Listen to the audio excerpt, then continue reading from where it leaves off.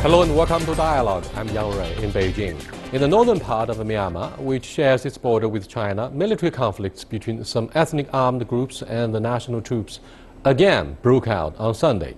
These military conflicts are the first large-scale cooperative combats by ethnic groups fighting against the national troops since the Kugan fighting in February last year. How will the conflicts develop? What impact will they have on the peace process in Myanmar? And what challenges are they bringing to the newly elected Aung San Suu Kyi government? To discuss these issues and more, I'm very happy to be joined by Victor Gao-Zhikai, Director of the China-Myanmar Friendship Association, and Anna TANGEN, author and columnist. Before we start off, let's take a look at this. The intense fighting that broke out between ethnic militia groups and government forces in a northern Myanmar region near the border with China has dealt a major blow to Aung San Suu Kyi's top goal of reaching national reconciliation. China, which has been alarmed by previous fighting along their shared border, instantly called for calm in the region. China urges all parties in the conflict to exercise restraint and conduct an immediate ceasefire so as to avoid escalation in tension and to take concrete and effective measures to resume peace in the China-Myanmar border area. The armed skirmishes have so far killed 8 people. Now more than 3,000 Myanmar nationals have entered China to avoid the fighting. About 3,000 people have fled Myanmar due to the fighting. China is giving shelter to them and is sending them to Chinese hospitals. We hope they can return home soon after the unrest ends. The heavy clashes, which saw bombing and fire exchanges, took place in northern areas of the country where the government has been trying to push forward a national peace agreement in a bid to bring together those who have not inked the nationwide ceasefire accord reached between Myanmar's army and 8 of the country's scattered ethnic militants last year. Aung San Suu Kyi has vowed to achieve peace and unity for Myanmar, and many observers are hoping her unique background and popular strength may bring the best chance for political settlement to decades of armed conflict that has held back Myanmar as a whole. And the Panglong 21 Peace Conference that commenced on the 31st of August is being seen as new hope for a broad-based agreement. But how will things pan out? Are substantive discussions between government forces and ethnic militants possible? A more flexible approach by both sides is something both sides need to consider. Welcome to our discussion here. Victor, what can you tell us about the casualty that may have been inflicted upon the Chinese citizens who live near the border areas with Myanmar?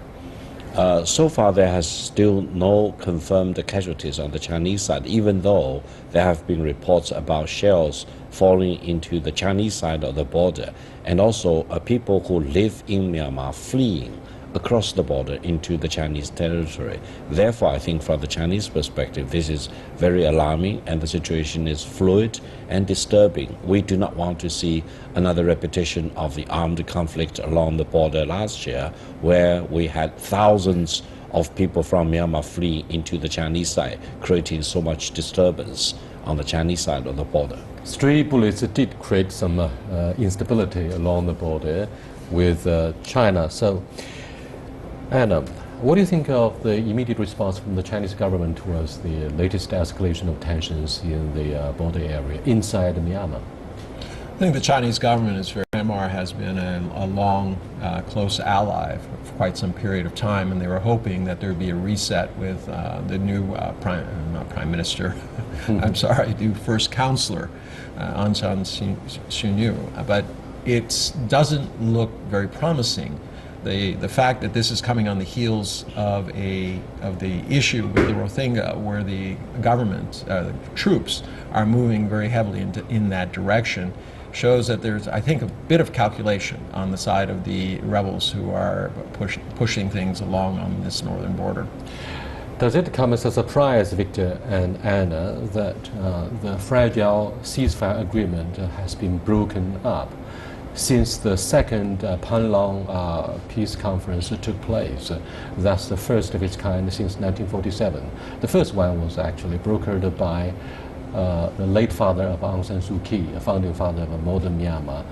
What do you think are the fundamental reasons behind the hostilities, despite enormous efforts that are being injected into the peace conference for national reconciliation. Yes, indeed. The peace accord signed up by the federal government as well as the different localities, the regions, including ethnic minorities, is a very encouraging sign. However, the outbreak of armed conflict in the border region itself is not surprising at all, mainly because in that part of Myanmar there are deeply rooted historical reasons and ethnic reasons which are very, very difficult to be resolved anytime soon.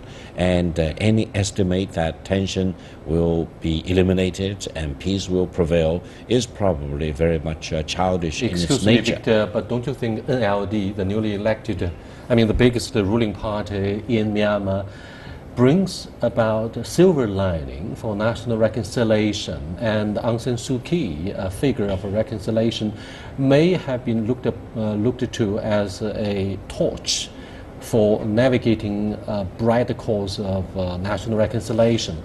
Are you suggesting, actually, Victor, that some of the armed militia groups listen to her? I think what Ms. Aung San Suu Kyi is doing is really very encouraging, and we need to give her all the credibility. On the other hand, I think thousands of people living in the border region in the northern part of Myanmar have never been granted citizenship by the federal government. They more or less live in a stateless status, very embarrassing to themselves, to their communities, but also to Myanmar as a country. Therefore, to really achieve national reconciliation, it will require the federal government in Myanmar, the military in Myanmar, as well as all the people in the border region to make concerted efforts. And it will be a irreversible process, because otherwise people in the border region will have to second guess the sincerity and the commitment of the federal government and the military as to whether they will devote so many resources and also make their situation irreconcilably a part of the national reconciliation process. One has to understand exactly what Burma Myanmar actually is. It's a majority country that's Burmese. They call themselves the Burmese, and that's about it's high 60s, 68% of the population. And out of that, the ones who are Buddhist number on the 86%. And what you're talking about here is, I don't know in the Northern Territories whether they're excluded. They have a three-class system of citizenship depending on your birth and your ancestry and things like this. But they recognize, I think, all of the minorities that are now affected. It's the Rohingya who are not recognized, and that's a separate issue. But there is one common thread to all these things, in which they call the Burmanization of the country. And this is this strong feeling that within Burma that they need to solidify. They're not very tolerant of the Muslims who are there, the Rohingya. They're not very tolerant of the Christians who are there, or people who are practicing norms outside the Burmese society norms. So this is what has been pushing a lot of this kind of a struggle. What do you think of the powerful role of the Burmese Buddhism that has always served as a cementing force to put the nationals together and form the United Front to support the NLD? It's many people outside, I think of Buddhism as a completely peaceful things, but as we've seen with elements within the Buddhist party, especially the Young Tibetan Congress, they're not adverse to engaging in violent acts, and this has also been true in Myanmar. There were a number of instances where priests actually led confrontations with other ethnic groups and said, look, we need to get rid of them. So I think there's a feeling that if they're successful in getting the Rohingya out, then the next ones would be these borderline areas where they have large areas of land, but very much smaller populations. What do you think of the dual-track political institutions that have existed in Myanmar ever since the the free election that took Aung San Suu Kyi to the position of a prime minister? Obviously, some of the key ethnic groups have been absent from the Panlong Peace Conference. Do you think their grievances have gone unheeded, and as we saw this latest round of hostilities? Well, I think the flaring up of the hostilities in the minority-controlled border regions in itself. But first of all, what do you think of the dual-track political system with Aung San Suu Kyi, the NLD, on one side and the military on the other? The military accounts for 1/4 or 25% of the parliamentary seats, and they still maintain some of the industries and banking system. They could still operate independently without having to listen to the NLD. I think as a result of the last election, the military in Myanmar has taken the position that they do not want to interfere in the government, and they want to give the benefit of the doubt to the government ruled or headed actually by Aung San Suu Kyi. You know, whether they will live up to their commitment, that's another thing. And I think in the border region conflicts, it seems that the military is behaving very independently, and they do not care that much as to what the government would say or Madam Aung San Suu Kyi wanted to say on these crucial issues. On the other hand, I think it's important to take note that the minorities, many of the minorities living in the border region, have never been fully assimilated into Myanmar as a whole. And as I mentioned, they do not get citizenship, they are not counted in the census, they do not get any support from the federal government, and they view themselves as more or less very independent from the federal government. That issue needs to be overcome. They view themselves as marginalized. The United States has generalized systems of preferences. That's the name for the American overseas aid to support the newly elected democratic government, the transitional government under Aung San Suu Kyi. At the same time, China remains the biggest trading partner for Naypyidaw or Myanmar. We have up to 1 billion trade volume, whilst the United States only $200 million US.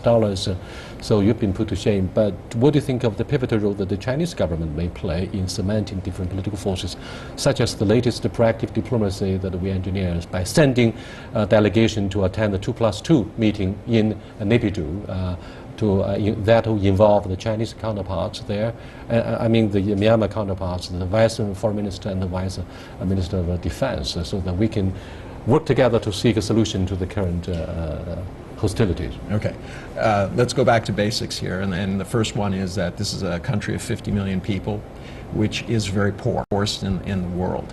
And it's but it used to be the richest within the ASEAN countries. Yes, it used to be the second richest during the colonial period of time, but at that time all the riches were concentrated in the hands of colonial masters, mostly British. Things have changed now. They used to have a very high literacy rate. That has dropped precipitously, so they have come a long way down. Now, China has been trying to help, but it's been somewhat difficult because of the situation that we're talking about, all of the energy that's being poured into the rebels versus the government.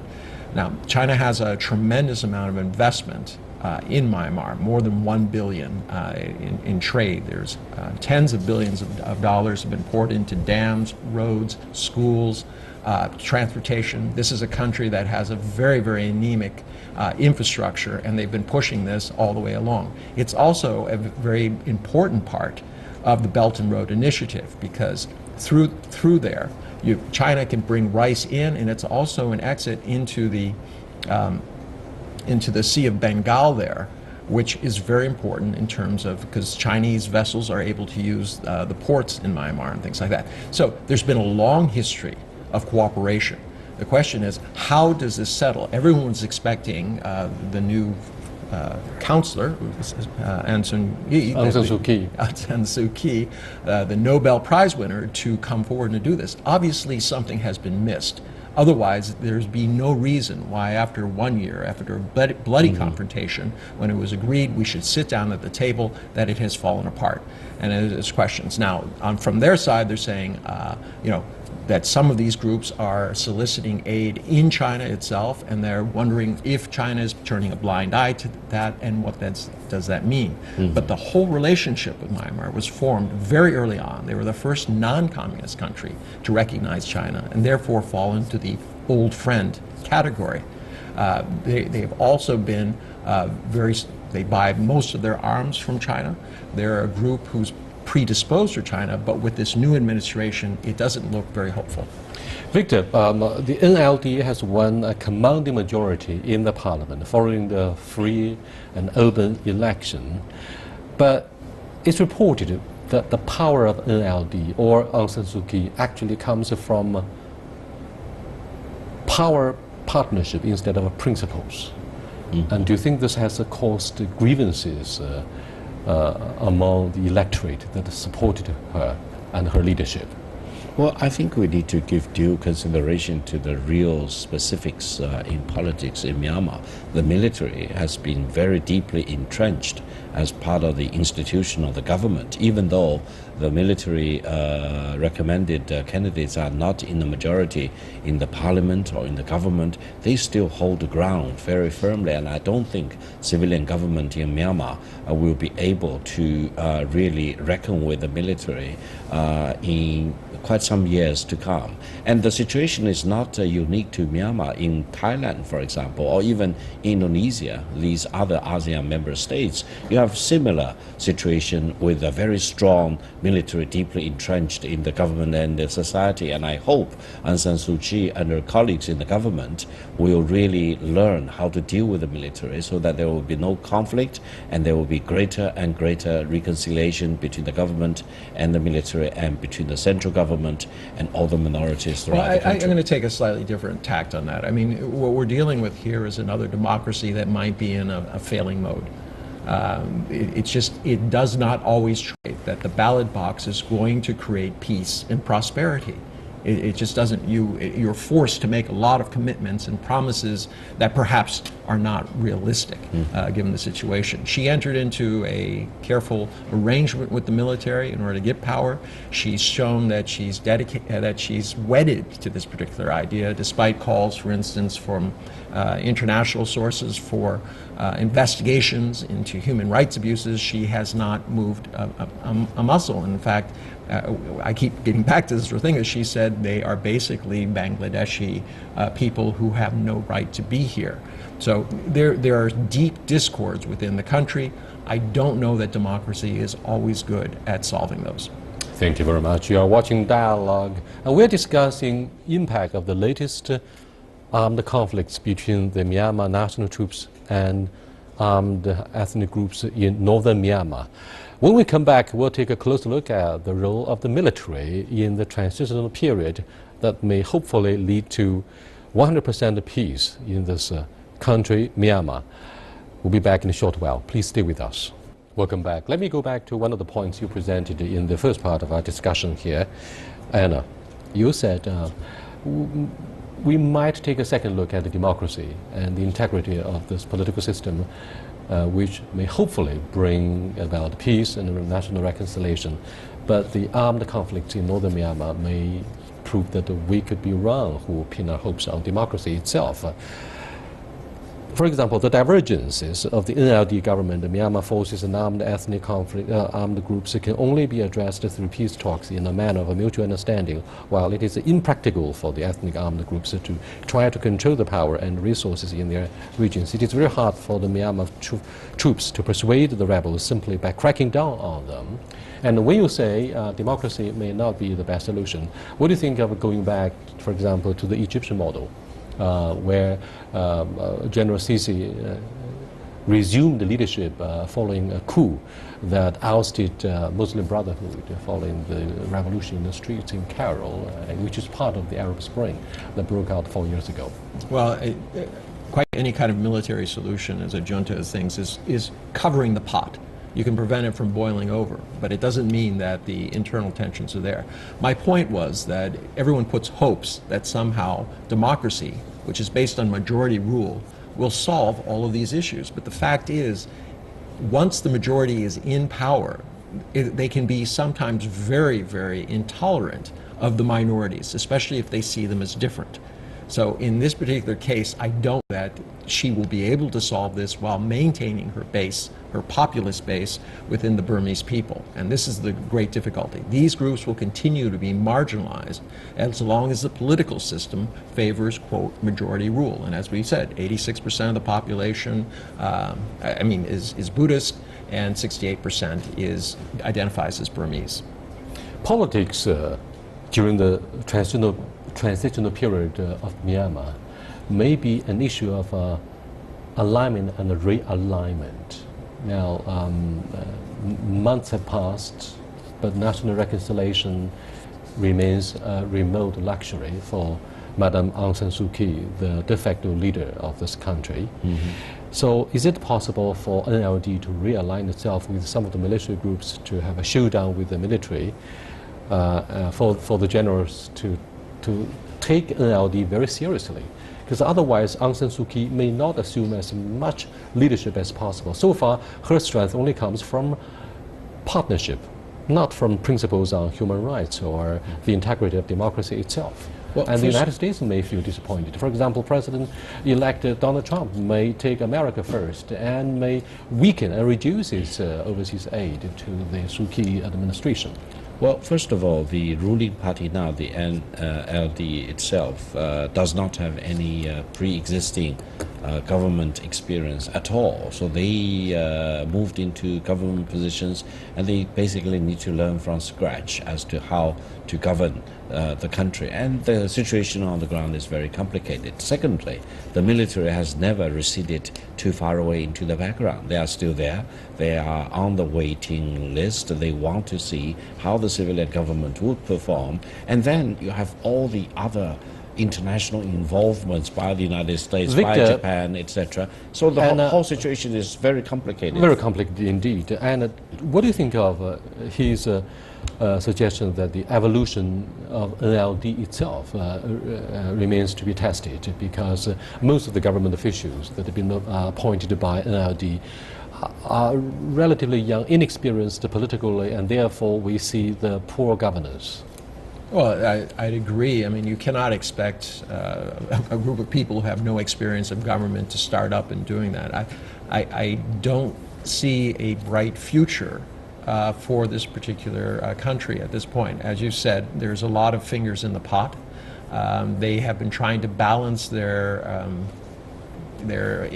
foreign policy between India, China, the U.S., but what they really need is economic development. And I'm surprised that not only the military, but also all of the rest of them understand that until you have roads, until you have electricity, until you have running water, sewers, and these types of things, the rest will not come. You will not have factories, you will not have jobs. Now, you said earlier that most people are very content, but I don't see that with a lot of these groups who are in constant conflict with the government. And right now you have an immature democratic entity in there trying to control something that I don't think they completely understand.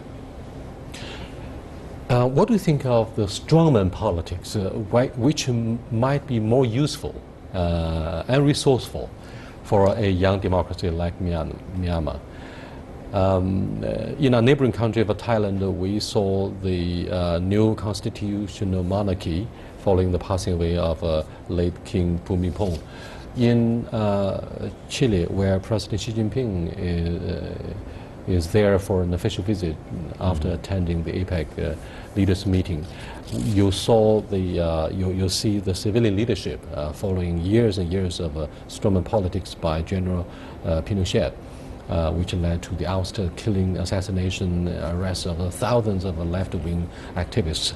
So, I mean, in these young democracies, you particularly in Thailand, you see clashes between yellow-shirt protesters and red-shirt protesters in the streets. So, the leadership, the military leadership, may be more practical, to be honest. And Professor Huntington says, modernity is stable, but modernization is not. I'm going to completely disagree with you on this point. I mean, one of the problems that they had in Myanmar is that the military was controlled during that period, during the decline of this particular country. And the people who are richest right now in that country are connected with the military. I think you need something more than just the military might, the power of the gun. You need an ideology that says that we have a group of people who are dedicated to making things better. And this you have not seen. Well, I think the challenge for Myanmar right now is to, first of all, achieve stability. because without stability, foreign investment will not come in droves, and then people will not be able to get united behind a single unifying slogan toward with modernization and industrialization. Right now, there doesn't seem to be a deeply embedded stability in Myanmar, mainly because there are so many different forces at play, and the country seems to be pulled in different directions. Do you foresee decline in Chinese investment, and our construction of a Misong will not resume very quickly? I think the major projects which are being stalled right now, the Misong hydropower station as well as the copper mine station itself actually serve as a deterrent not only to Chinese investment but to all kinds of investments from different countries. And the Myanmar government need really to act very swiftly to put these embarrassment behind them so that money can flow in from China and all the other countries. Even Japanese and American investors are worried about whether things which have happened to the miso and the copper mine projects may eventually happen to their large investments, and that's why they are hesitant to really move in big way into investing in Myanmar. Japan promises to make more investment in effort to compete with the Chinese influence there, but what do you think of the resilience of Aung San Suu Kyi in the foreseeable future, given the powerful backing of major powers, Japan, the United States, and China? Japan might be the most apparent vulnerability in this process because Donald Trump promises to pull back American troops. He's rejected the TPP and he's not interested in the TTIP, and therefore the Japanese argue this is a zero-sum game. China is most likely to replace the American leadership in Northeast Asia. Well, in Southeast Asia. Yeah, well, not only Southeast Asia, you could say that worldwide. Basically, right now, everything is in play. There's no relationship that the United States has that is not under question. I mean, Trump's trying to name his own ambassador from Britain, Lafarge. That was a very bizarre thing. But everybody is looking to the future. The first 100 days of his administration should give us an idea of where that's going to go. But until that occurs, China has a golden opportunity. China has an opportunity. Is that why Aung San Suu Kyi chose China to be the first foreign country to visit following taking the public office? No, I would say whatever the influence the United States or Japan may have over Myanmar, no one can change the fact that Myanmar and China are bordering with each other, and no one can change that borderline and the close proximity of the two countries. Therefore, I think from the Chinese perspective, we want to adopt an open-minded approach. The more foreign investments into Myanmar, the better. The more development there will be, the better. The more money pulled into the infrastructure projects to beef up the connectivity in Myanmar, the better for everyone, including China. Thank you very much. Well, I'll see you next time. Until then, goodbye.